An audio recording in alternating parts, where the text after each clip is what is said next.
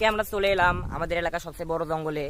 তো জঙ্গলটা অনেক পুরনো। এই জঙ্গলে আগে অনেক পশু পাখি থাকতো, এখন জঙ্গলটা ধীরে ধীরে বিলীন হয়ে যাচ্ছে, এখানে গাছপালাগুলো কেটে দেওয়া হচ্ছে।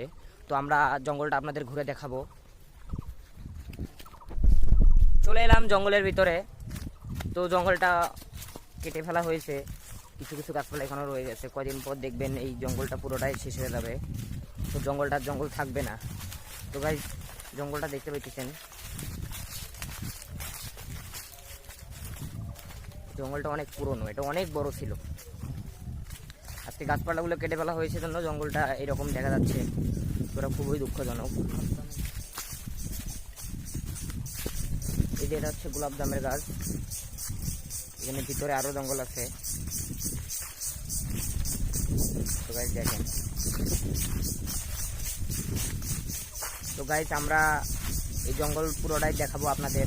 পুরোটাই দেখতে হলে আমাদের চ্যানেলটিকে সাবস্ক্রাইব করবেন এবং আমাদের পাশে থাকবেন। ধন্যবাদ।